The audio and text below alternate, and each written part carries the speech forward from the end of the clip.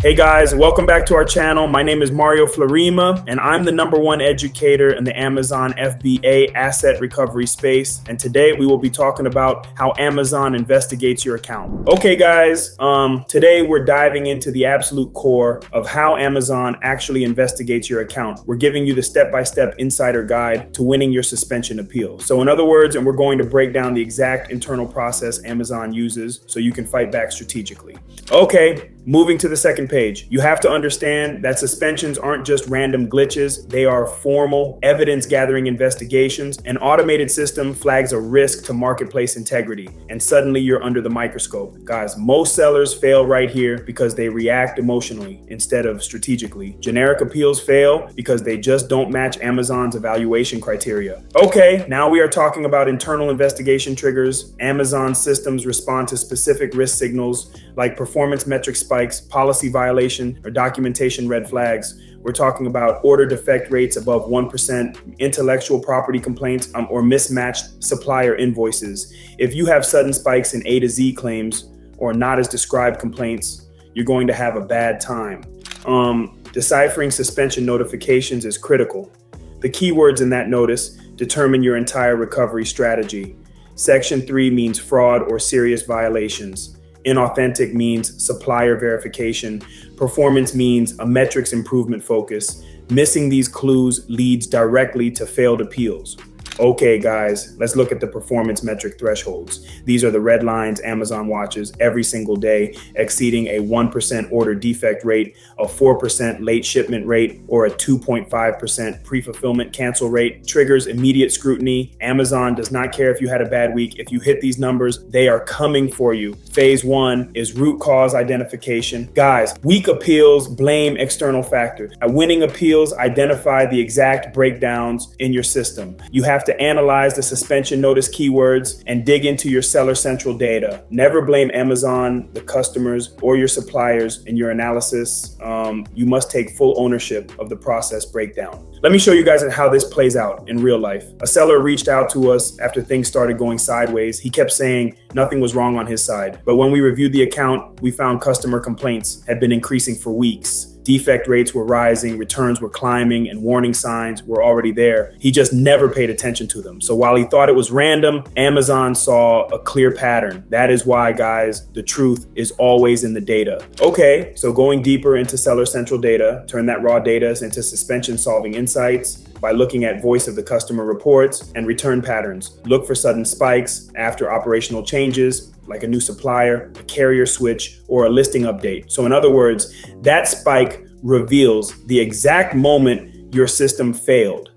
Okay, now we are talking about phase 2, immediate corrective actions. Amazon wants proof you acted before appealing, not promises you'll act later. You need to delete affected ASINs entirely, issue full refunds for impacted orders, and cut bad supplier relationships. Show them you've already removed the damage. Documenting your immediate fixes is mandatory. Amazon needs verifiable proof. Provide screenshots of deleted ASINs, refund confirmation emails with transaction IDs, and sign termination letters from suppliers. Name your files clearly so reviewers can instantly verify your claims. Phase 3 is durable prevention controls. Guys, Amazon rejects appeals with generic promises like, we'll be more careful.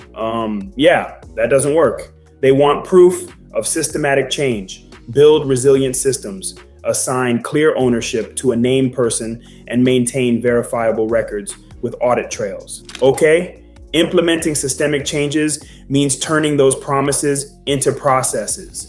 Instead of saying staff will receive training, you need strong systems like a 2-person sign-off protocol or automated alerts when your ODR hits 0.8%. Every system needs an owner, a documented process, and a verifiable record. Advanced supplier vetting protocols.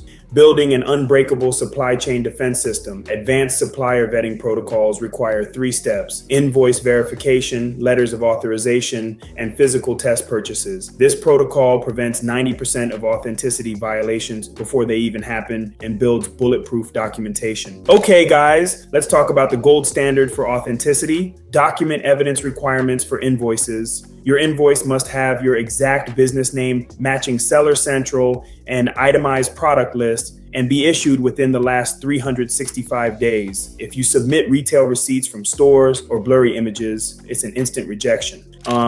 Letters of authorization and safety proof are non-negotiable.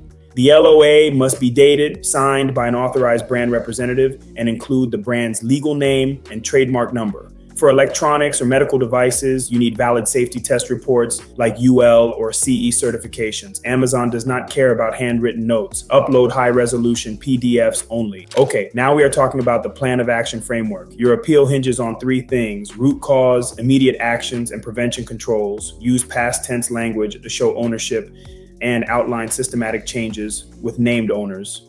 So in other words, your appeal must stand out through exact specificity and hard evidence. Here's a real case that explains this perfectly. One client came to us once the situation got serious. He kept sending long emotional messages to Amazon asking for another chance, but there was no real structure behind it. No clear root cause, no corrective actions, and no prevention controls. Once we stepped in, we rebuilt the appeal the right way. Clear ownership, clear fixes, clear systems. After that, the account was reinstated because, in other words, Amazon approves solutions, not feelings. Submission best practices are critical. Only use the Reactivate Your Account button in Seller Central Account Health. Guys, never submit through general seller support, email channels, or the Call Me Now button. Multiple submission channels will trigger automatic rejections and scramble your single traceable case file. Okay, understanding response times and escalations. Simple performance cases take 24 to 72 hours, but complex fraud or Section 3 cases can take weeks or months. You only escalate if there is no response after 14 days or if you have multiple rejections without clear feedback. Don't panic. Okay, navigating Section 3 and linked accounts is the big league. These serious violations require maximum documentation. If you are accused of fraud or linked to a suspended account, you must prove complete independence. Provide separate utility bills, independent bank statements, and unique device histories, or you're going to have a bad time. Post-reinstatement and long-term health. Your comeback strategy starts now. Monitor your account health dashboard daily for 30 days and watch your metrics like a hawk. Turn your POA commitments into daily operations. The success metric is 0 policy violations for 90 consecutive days to fully restore their trust. Get expert help.